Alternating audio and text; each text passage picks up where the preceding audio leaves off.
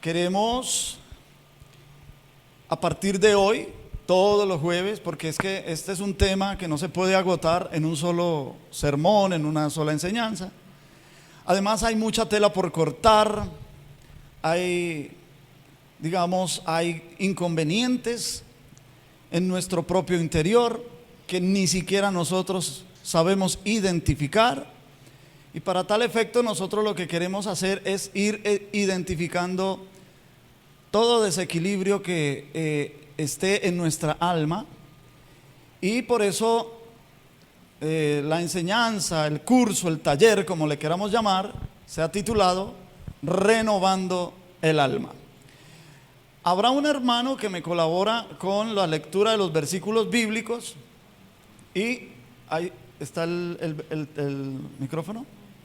Bueno, y el hermano también va a estar en la jugada para cuando alguno de ustedes quiera preguntar algo, porque como se trata de una enseñanza, vamos posiblemente a tener preguntas. Usted no se vaya a sentir incómodo por interrumpirme. Puede levantar la mano, me interrumpe, entonces decimos, hay una pregunta. Y enseguida el hermano va con el micrófono, usted hace la pregunta y contestamos la pregunta. Hoy apenas es, el tema introductorio, ¿no? Para mirar cuán necesario es conocer este tema. Es un tema muy necesario. El alma de nosotros, hermanos queridos, es un abismo, lo dijo Rafael Núñez. Y es un abismo que nosotros mismos no conocemos. Por ahí en el video que enviamos promocional, lo que decíamos era que nosotros desde que nacemos y crecemos nos entrenamos para lo físico, pero no nos entrenamos para lo espiritual. Entonces hoy vamos a tratar de introducirnos rápidamente. La idea es no demorarnos mucho, porque al final queremos hacer una oración. Porque no solo queremos recibir información, queremos ser ministrados por la palabra de Dios. Amén. Bien, entonces vamos a arrancar. Renovando el alma. Como ya dije, nuestra alma necesita ayuda. Dios y su poder hacen su parte en nuestra vida. Pero cuando se trata del alma, el alma es una responsabilidad nuestra, es nuestra responsabilidad. Ciertamente Dios quiere actuar en nuestra vida, de hecho ya lo ha hecho. Hace 2000 años envió a su Hijo a morir en la cruz por nosotros, y todas las personas que hemos creído en ese acontecimiento y que hemos creído por la fe, porque no hay otra manera sino por la fe,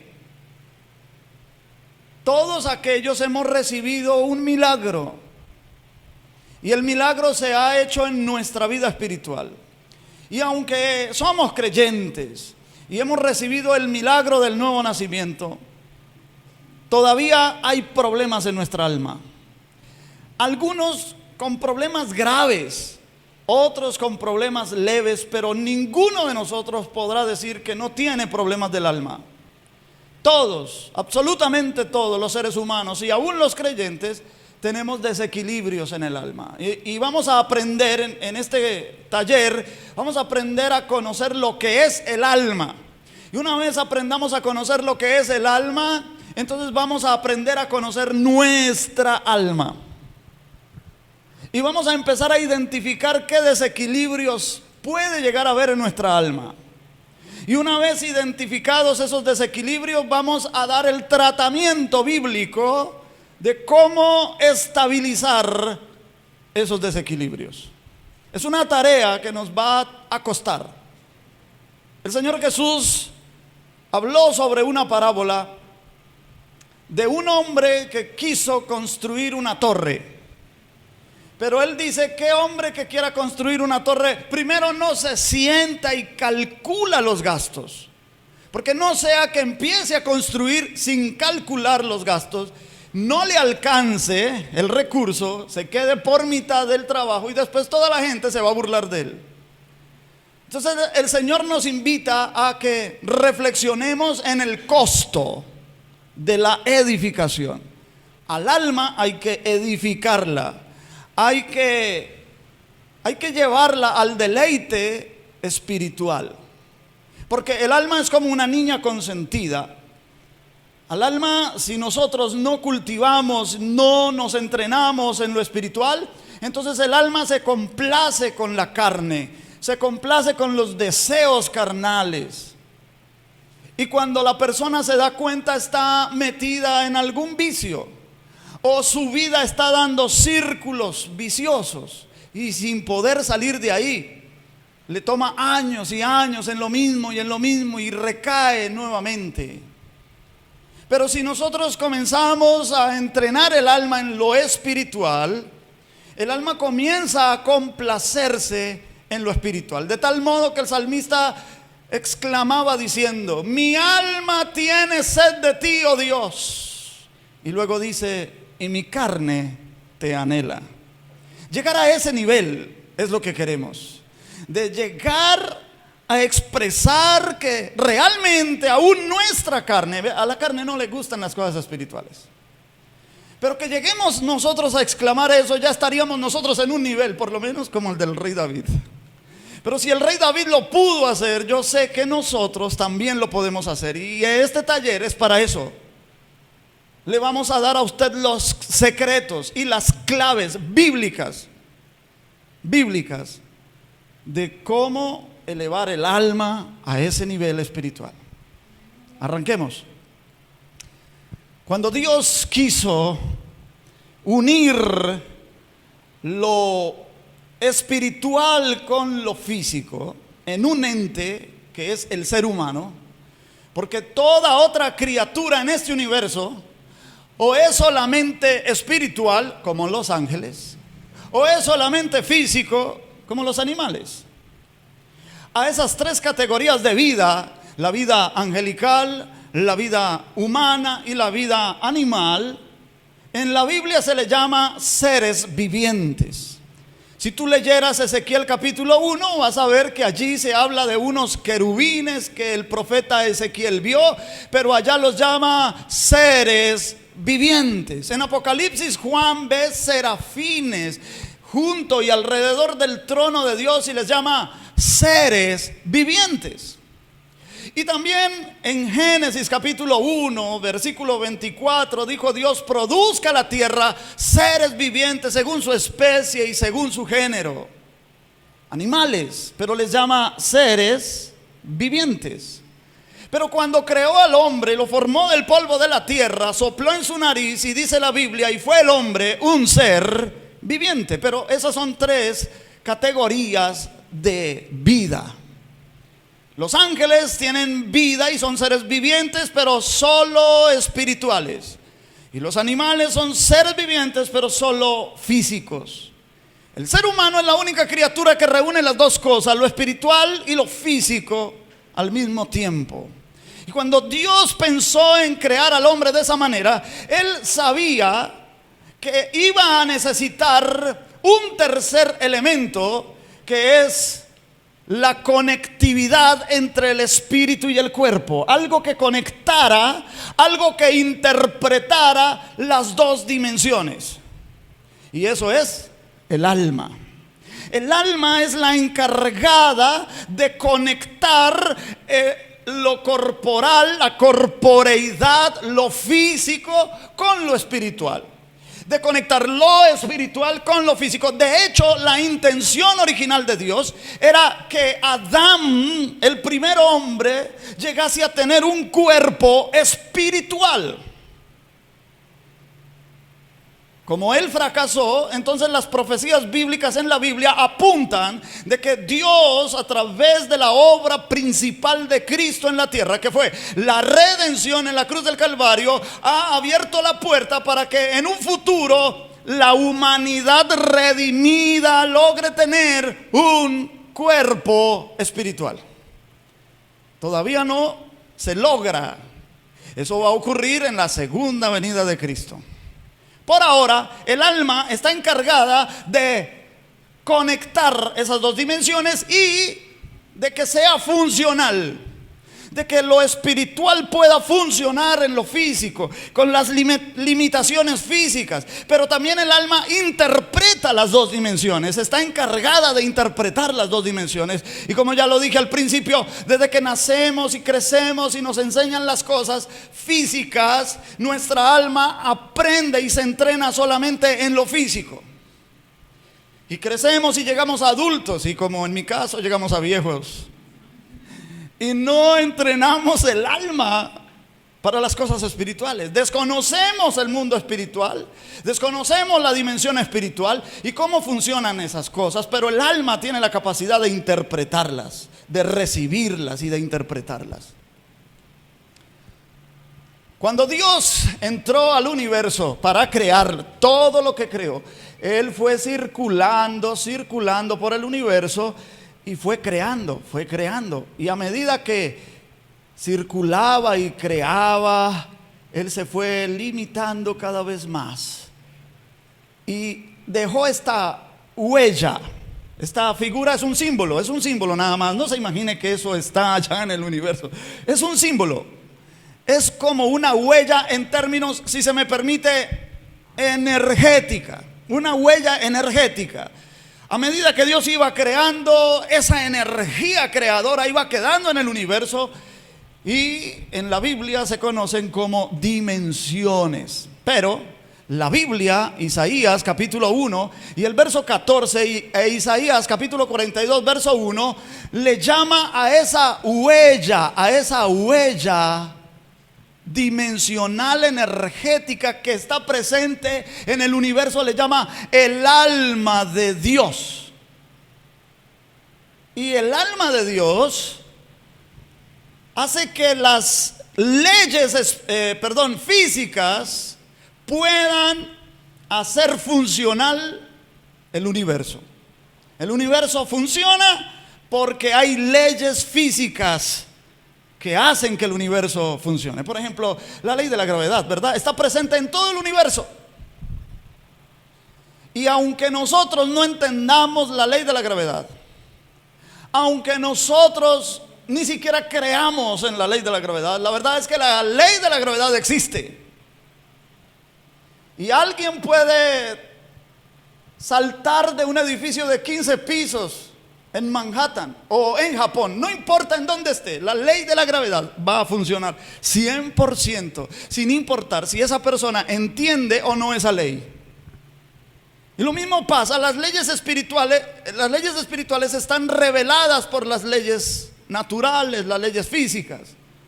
Por lo tanto, el alma de Dios se conoce por el poder que esas leyes ejercen en el universo. Y vamos a leer los textos bíblicos. Isaías. Vuestras lunas nuevas y vuestras fiestas solemnes las tiene aborrecidas mi alma. Me son gravosas, cansado estoy de soportarlas. Aquí Dios está hablándole a Judá, el pueblo de Judá, y está hablándole a Jerusalén. Y si usted leyera en su Biblia todo ese capítulo 1 de Isaías, se dará cuenta que Dios trata a Jerusalén y a Judá como Sodoma y Gomorra. Y está diciendo: mire, ustedes están trayendo sacrificios y están trayéndome holocaustos, cosa que Dios mismo ordenó que se hiciera, pero lo están haciendo sin fe. Y entonces, como ustedes están haciendo eso sin fe, estas son palabras de Dios mismo. Dios dice: vuestras lunas nuevas, que es una celebración que se hace al iniciar cada mes, y vuestras fiestas solemnes, que están estipuladas en Levítico 23, las tiene aborrecidas, ¿qué? Mi alma. Dios dice tener alma. Entonces esto es sumamente interesante. Vamos al otro versículo de Isaías. He aquí mi siervo, yo le sostendré, mi escogido, en quien mi alma tiene contentamiento. He puesto sobre él mi espíritu. Él traerá justicia a las naciones. Ahora bien, esta palabra alma en los dos versículos. Hay más versículos en la Biblia donde se afirma que Dios tiene alma. Pero lo interesante, y estamos diciendo que esa alma es esa huella energética en el universo en donde operan las leyes físicas. Y eso lo sabemos porque la palabra alma viene de la palabra nefesh. Miren en la parte superior, así se escribe en hebreo, nefesh, así se pronuncia. Pero ¿cuál es el significado de nefesh? Interesante, alma biológica. El ser humano tiene un alma biológica idéntica a la de los animales. Idéntica. Ahora voy a mostrarles un texto para que lo leamos. Pero además de tener un alma biológica idéntica a la de los animales, el ser humano tiene un nivel de alma que se llama, en el hebreo se le dice neshama. Ese nivel de alma es el que vamos a hablar en este taller. No vamos a hablar del nefesh en el ser humano. El nefesh en el ser humano es cuando la vida se mantiene y decimos que una persona que está viva es porque tiene nefesh. Una persona que ha fallecido ya no tiene nefesh. Pero sigue teniendo neshama, alma inmaterial. Eso en el transcurso del taller lo vamos a estudiar con más detalle. Aquí solamente estamos dando la introducción. ¿Listos? Bueno, me encantan los hermanos que yo veo que algunos están tomando apuntes. Gloria a Dios. Bueno, también felicito a todos los que se lo aprenden. Que sí, hay hermanos que tienen esa capacidad. Los felicito. Entonces, mira, esta palabra nefesh es la palabra que se apunta en Isaías, donde Dios dice mi alma. Y por eso dije que es sumamente interesante que cuando Dios dice que Él tiene alma, usa la palabra nefesh, usa la palabra para alma biológica. Oh, Dios, que es espíritu y un espíritu infinito, dice tener un alma biológica. ¿A qué se refiere? A la huella energética que dejó en el universo cuando Él lo creó. Y a través de esa huella energética en el universo es que operan las leyes físicas. Le voy a mostrar un versículo en Levíticos 17, verso 11, y vamos a mirar la palabra nefesh presente ahí. Porque la vida de la carne en la sangre está, y yo os la he dado para hacer expiación sobre el altar por vuestras almas, y la misma sangre hará expiación de la persona. Nótese todas las tres palabras que están en rojo: vida, almas y persona, son tomadas de la misma palabra hebrea, nefesh. Es la misma palabra. Lo que pasa es que el traductor hace una diferencia porque la palabra se puede traducir de estas tres maneras. En esta primer palabra se está hablando en el contexto de ese texto, es decir, los versículos anteriores a ese está hablando de los animales. Y está hablando de que la sangre que es derramada de los animales es la vida de la carne de esos animales. Vida, nefesh. Y luego habla de las almas nuestras, que pueden ser expiadas sobre el altar por nuestras almas, nefesh. Y luego dice, y la misma sangre hará expiación de la persona, nefesh. Por lo tanto, interesante que cuando Dios dice tener alma, usa la palabra nefesh. Había podido usar la palabra ruach, y la palabra ruach significa espíritu. A veces en la Biblia ruach se traduce por alma, incorrectamente traducido así, pero así se ha traducido. Entonces, aquí vemos lo interesante.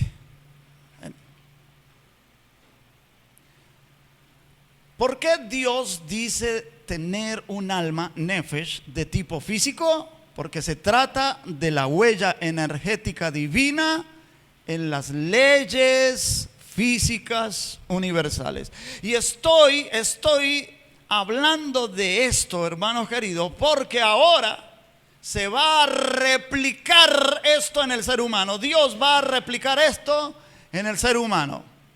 Miren ustedes, el alma es una reproducción. El alma del ser humano es una reproducción del sistema general. Este es el mapita que habíamos visto anteriormente aquí, acostadito.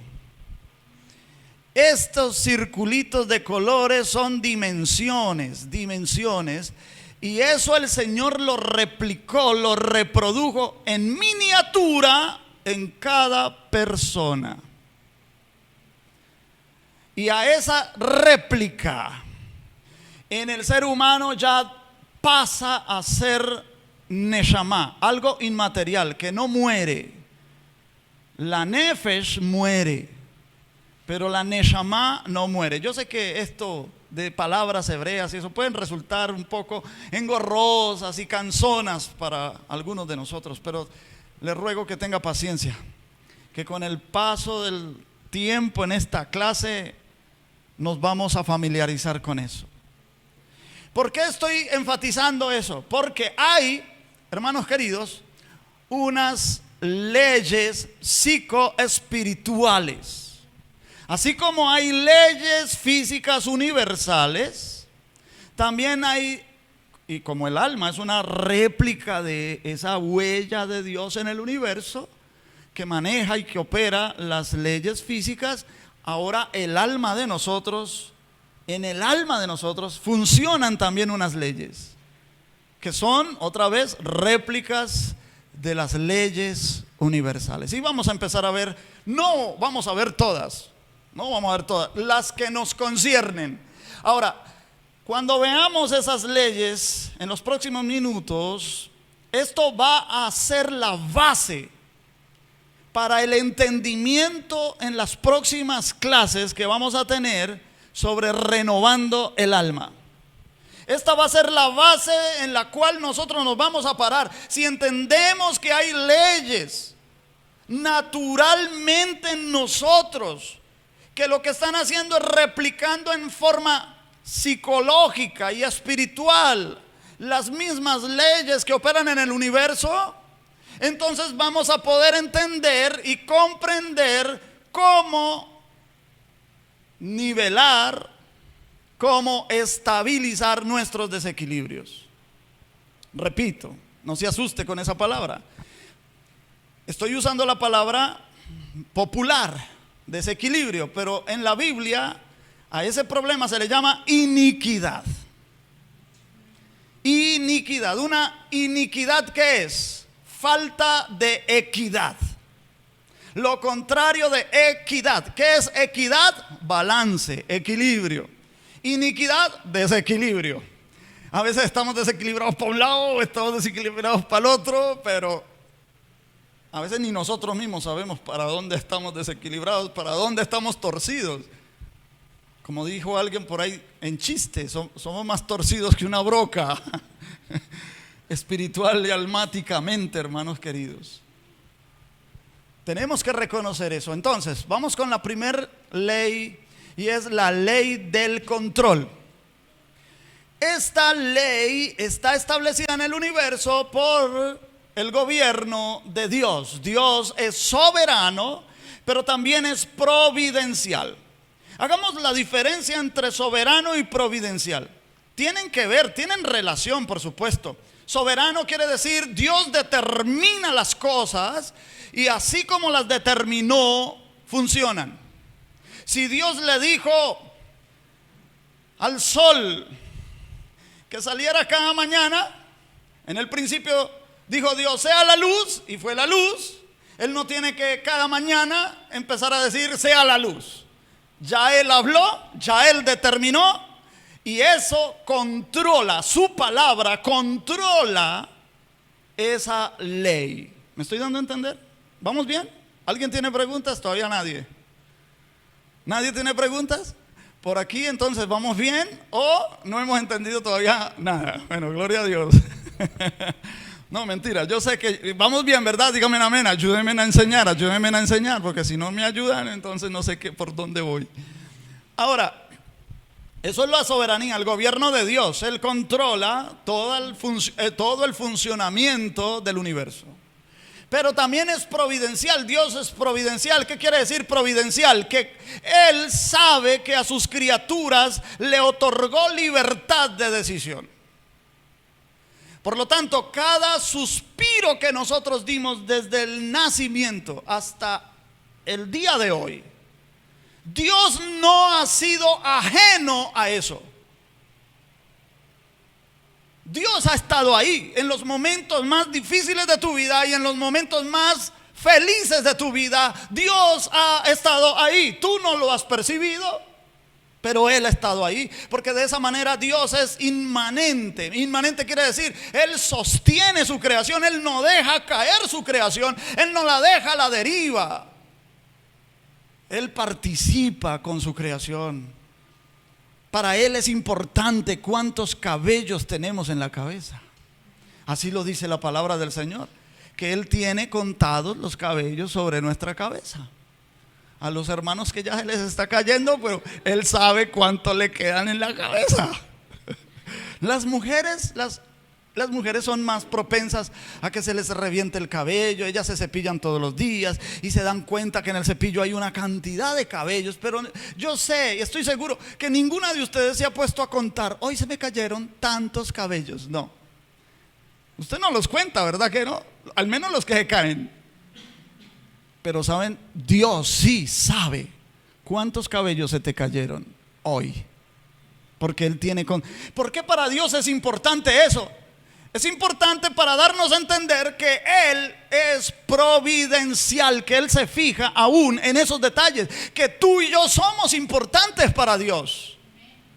Y somos tan importantes que Él ha hecho arreglos para que a través de su palabra nosotros podamos entender estas cosas y podamos trabajar en colaboración con Él para renovar nuestra alma. Entonces, eso es la ley establecida en el universo, pero la ley en el alma dice: uno se siente bien o mal consigo mismo hasta el grado en que siente que está o no en control de su propia vida.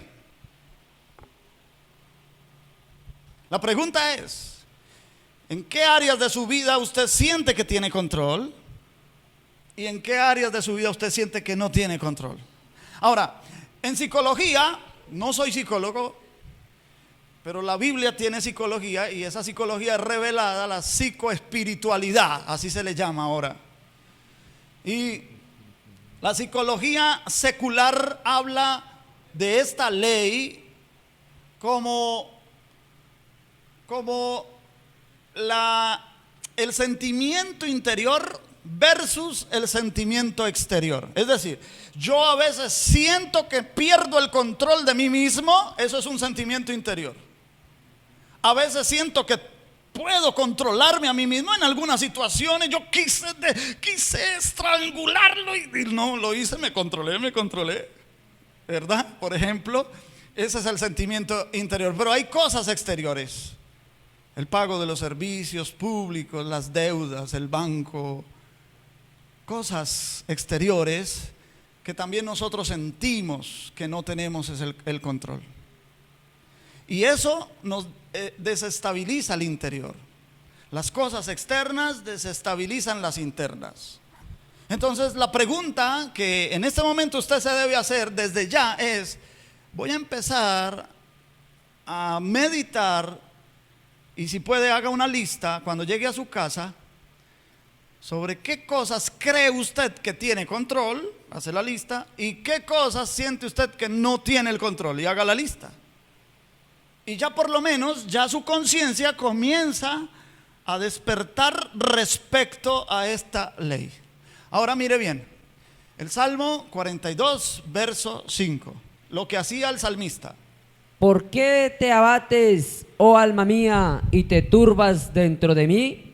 Espera en Dios, porque aún he de alabarle, salvación mía y Dios mío. Entonces el salmista le hace una pregunta retórica a su propia alma. El salmista le habla a su alma.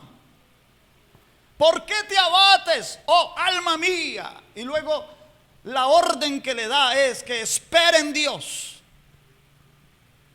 Es una orden que el salmista, eso es el control. Eso es alguien que ejerce control sobre sí mismo.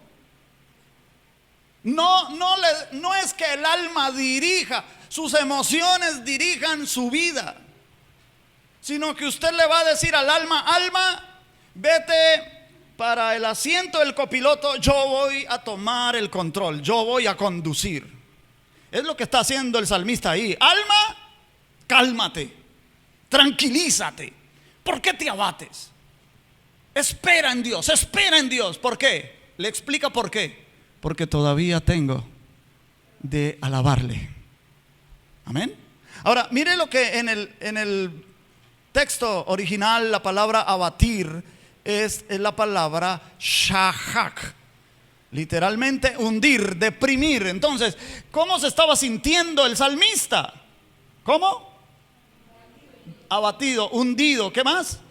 Deprimido, que es una palabra que está ¿qué? De moda. La depresión. ¿Y qué control ejercía el salmista? Hablándole a su alma. A algunas personas que no entienden esto dirán: qué cursi, ¿no? Yo diciéndole a mi alma: alma. No, hay que hablarle al alma. Hay que darle la orden al alma. Hay que ejercer control de mí mismo. Amén. ¿Estamos bien ahí? Bueno, sigamos. Efesios capítulo 4, verso 23, 24. Bueno, ¿cómo ejerzo control sobre mí mismo? Mire cómo lo dice Pablo. Y renovaos en el espíritu de vuestra mente, vestidos de nuevo hombre, creado según Dios en la justicia y santidad de la verdad. Nótese aquí la palabra que nos concierne todo este seminario que vamos a dar todo este tiempo. Dios mediante, y el Señor nos ayude y nos guíe. Espero que usted también se comprometa consigo mismo delante del Señor a perseverar en esto, hermanos queridos. Esto es importante. Esto es importante. Renovaos. Aquí está un imperativo, una orden: renovaos. No está diciendo les aconsejo que se renueven, les sugiero que se renueven. No. Es una orden: renovaos. Entonces, ¿cómo se hace la renovación? Dice: renovaos en el espíritu de vuestra mente. Esta palabrita en, ahorita la vamos a mirar. Y vestidos del nuevo hombre, creado según Dios. Este nuevo hombre es la nueva criatura, el nuevo nacimiento. Cuando nosotros aceptamos a Cristo como Salvador, ocurre ese milagro espiritual, el nuevo nacimiento. Pero el nuevo nacimiento ocurre en el espíritu de nosotros.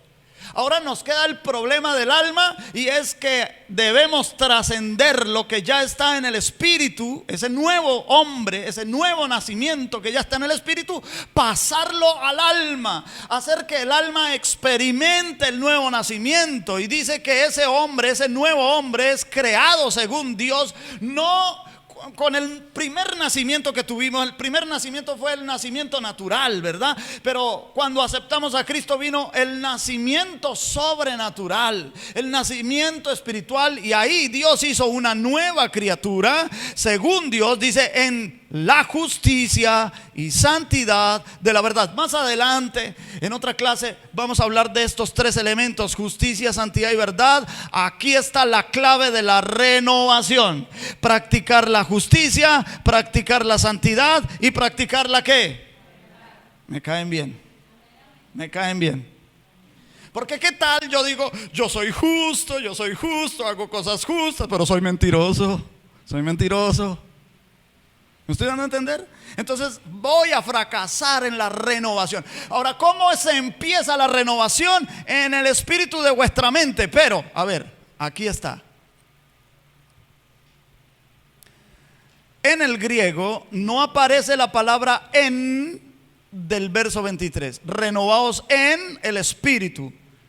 Aquí tengo el texto original, así se escribe en el griego. Se pronuncia ananeustai de to neumati. Aquí está: espíritu, neumati tonous humon.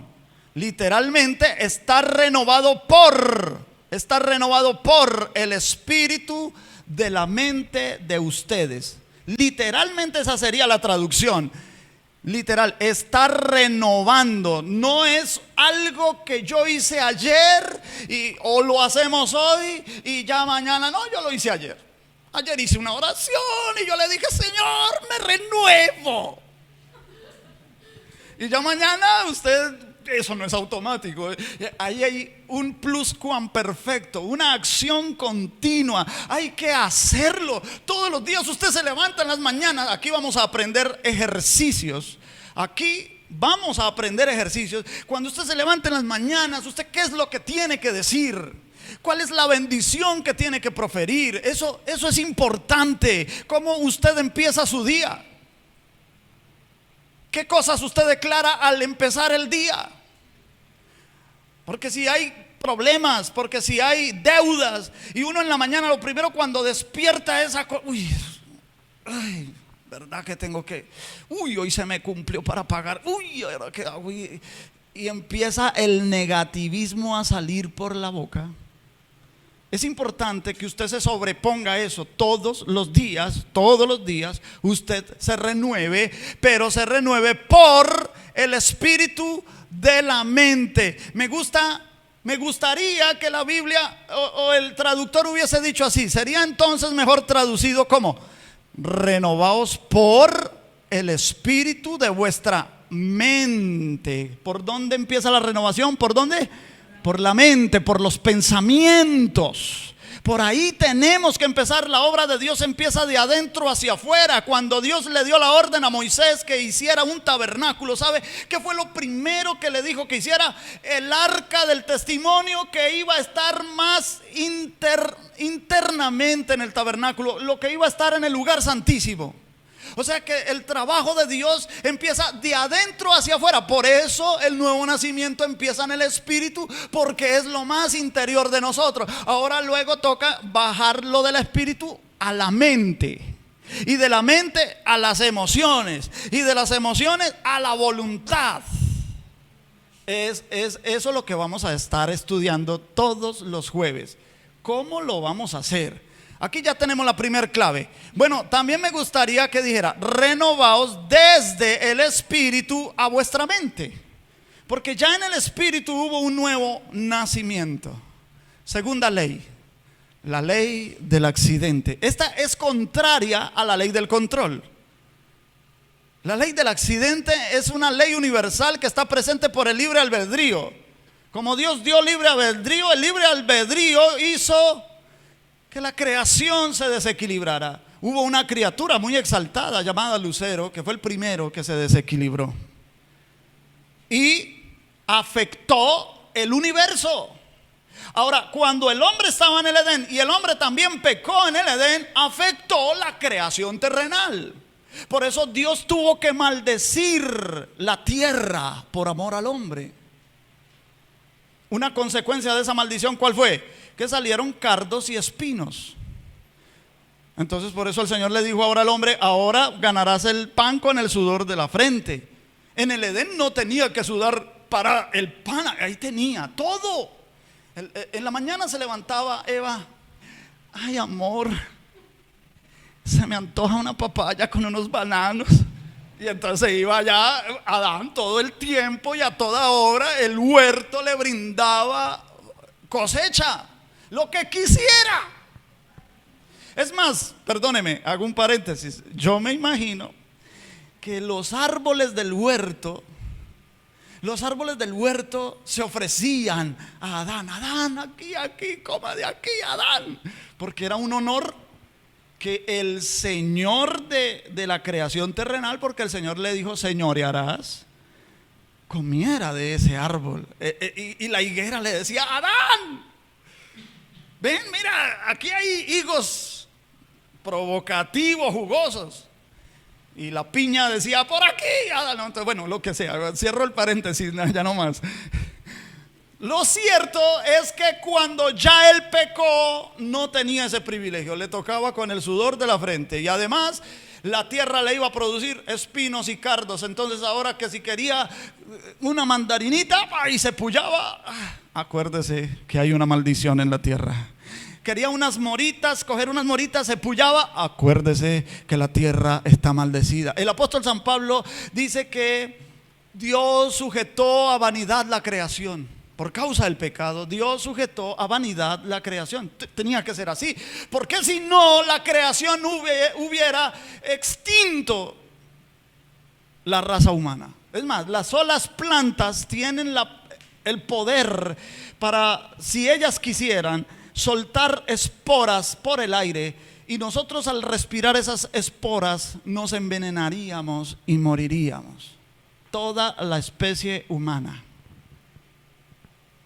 Algunos animales sobrevivirían. Usted sabe que el perezoso come unas hojas de unos árboles que serían venenosas para nosotros, pero ellos sobreviven a eso.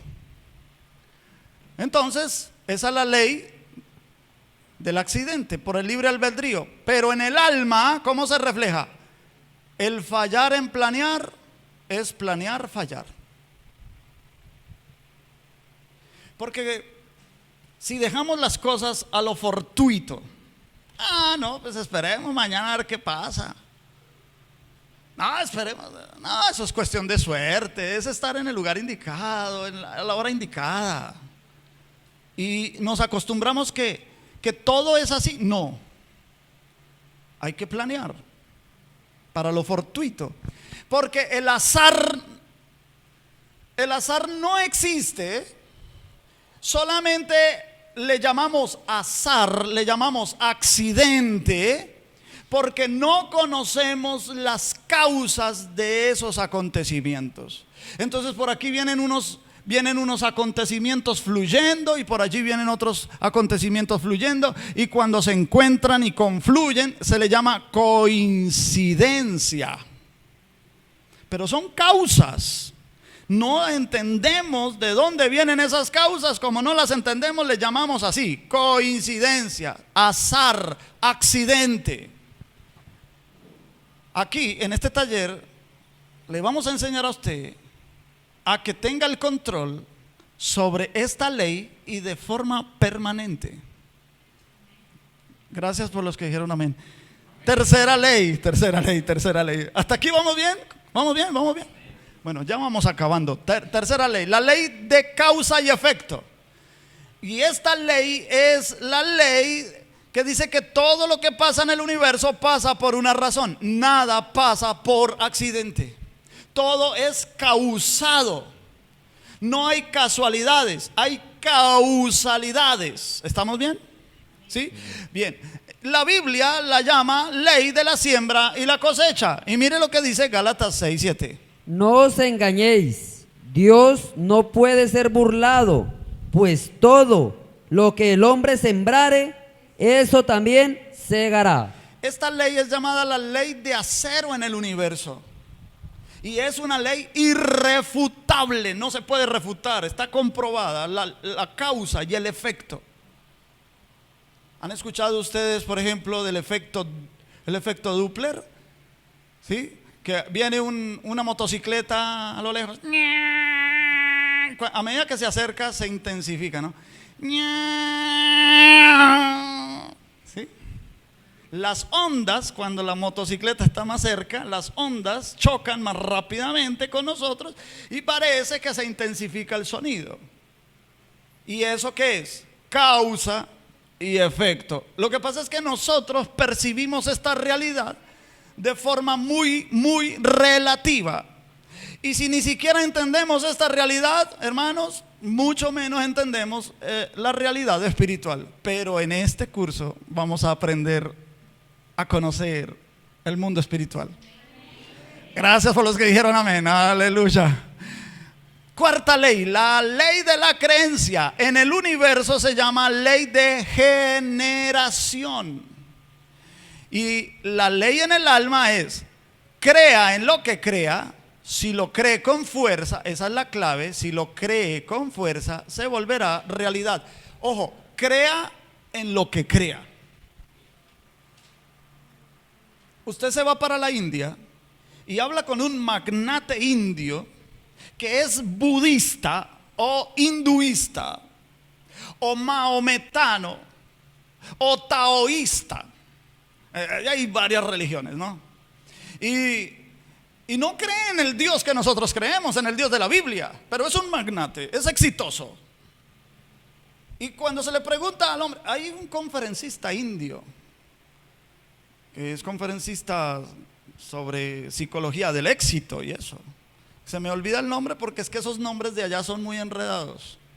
Y ellos dicen que cualquier cosa que usted vaya a emprender en la vida debe creer con fuerza que va a funcionar, y funciona. Y funciona. Nosotros los cristianos que decimos que tenemos la Biblia y que no sé qué, y nos cuesta creer con firmeza las cosas. Le creemos más fácil un chisme a un vecino que si un predicador nos dijera: la Biblia dice que cualquier enfermedad que tú tengas en el cuerpo puede sanar ahora mismo. La gente dice: ¿será? ¿Ahora mismo? ¿Ahora mismo? ¿Será que sí? ¿Será que sí? Nos cuesta creer con fuerza eso. Pero si es una ley universal, también es una ley en el alma. No importa la persona dónde viva y en lo que crea. Si cree en lo que cree y lo cree con fuerza, eso que él cree se le vuelve una realidad. Quinta ley, la ley de la expectativa. En el universo, esta ley dice que es un efecto Pigmalión, determinación. Todo está determinado. Pero la ley en el alma es: lo que se espera se consigue.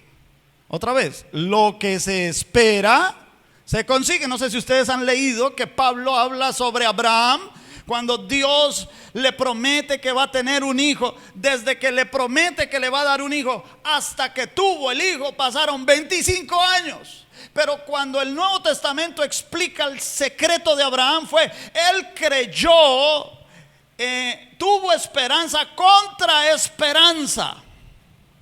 Él esperó siempre que Dios iba a cumplir su promesa, no importaba si pasaran los años. Entonces, lo que se espera se consigue.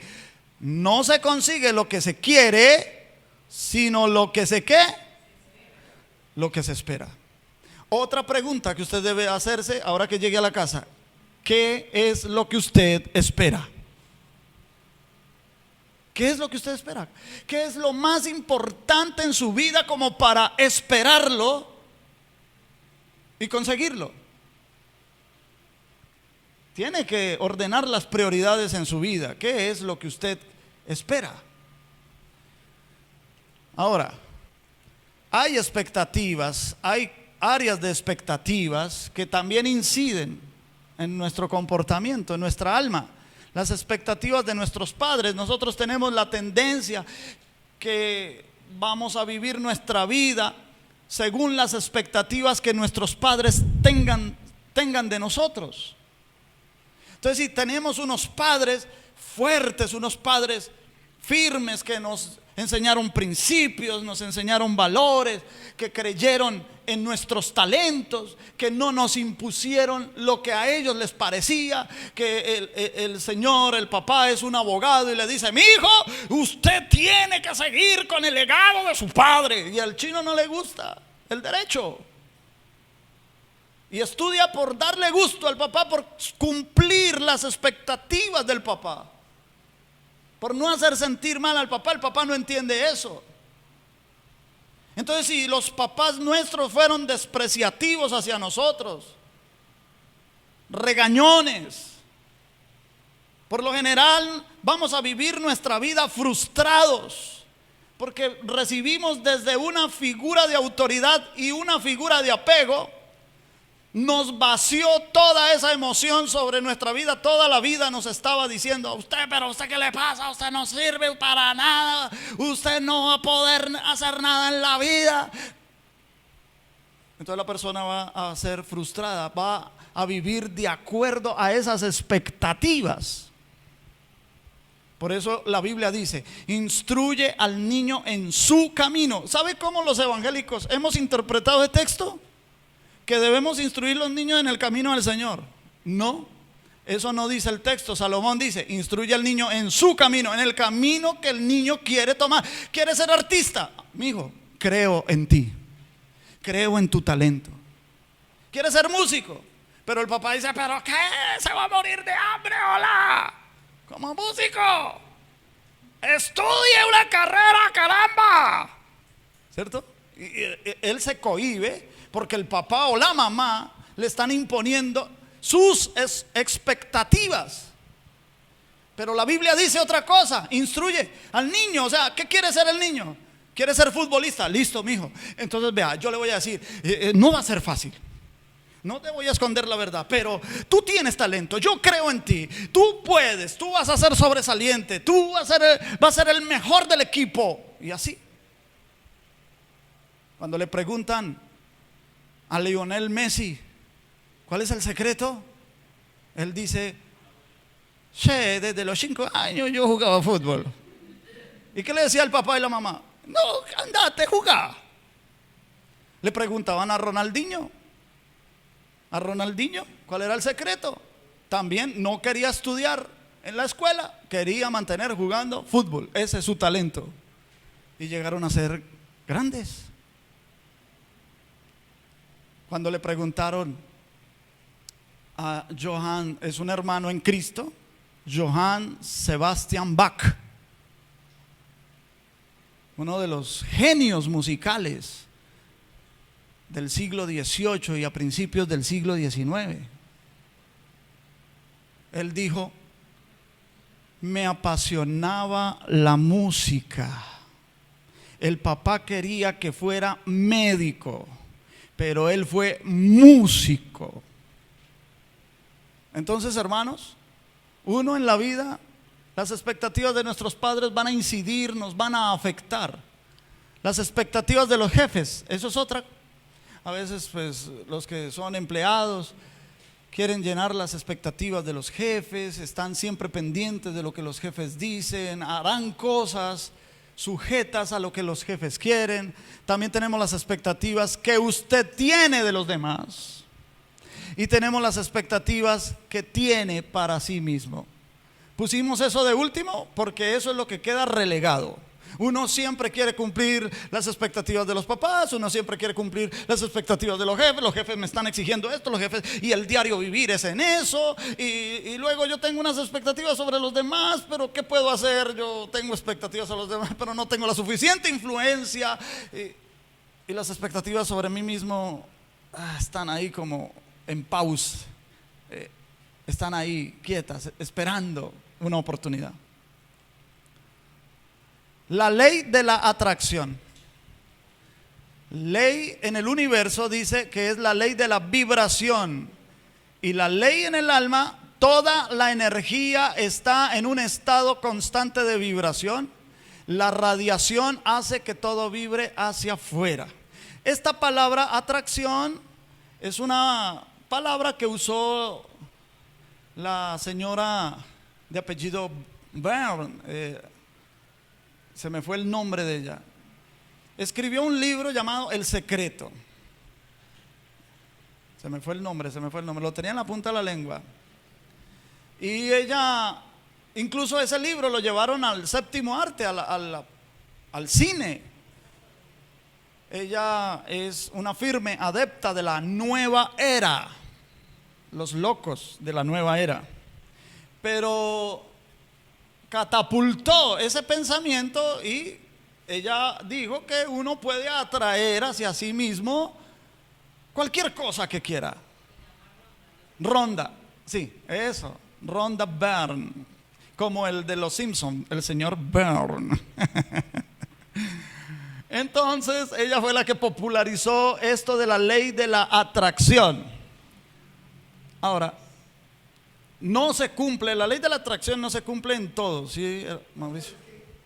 Realmente ella y en el título desestima algo, es de la proyección y la atracción. Lo que yo proyecto, lo atraigo, ¿sí? Porque es que la gente piensa que eso es solo lo que yo pienso, no, es lo que yo proyecto. Entonces, si yo proyecto alegría, Entonces sale de mí, de adentro hacia afuera, y eso ejerce que venga la atracción. Porque aquí lo que pasa es que es como lo que yo pido, ¿no? Yo tengo que actuar de la manera, ¿sí? Y tengo que actuar de manera generosa para poder atraer dinero, para que entre y salga. Pero yo primero tengo que ser el primer manejo, o sea, yo tendría que ser generoso. Y la ley de la generosidad sería darle al que tiene más dinero que yo. Eso es generosidad en esa proyección. Si yo le doy al que tiene más, pues entonces yo soy más rico que ese. ¿Sí? Y la generosidad no es darle al pobre. O sea que cuando usted compra, al que tiene más. O sea que cuando usted compra un iPod, usted es más rico que los dueños del iPod. No. ¿Sí? No, si se lo, escúchame, es darle al rico yo el detalle. Eso es que, o sea, es que es fácil ser caritativo. Pero ahí está la falla, Mauricio. No, ahí pero está la falla de la ley de la atracción. No, vista por eso, pero de- es proyección y atracción. Por eso, pero ¿Sí? ahí está la falla, porque lo está proyectando conforme a la metafísica. No. La Biblia. Y lo otro es a la codicia, ¿no? Bueno, sí, la Ahí es Biblia, codicia. la Biblia habla de la generosidad desde otro ángulo. Y todo eso lo aprendemos, tranquilos. Sí, claro, Mauricio nos aporta lo que Ronda es lo que dice.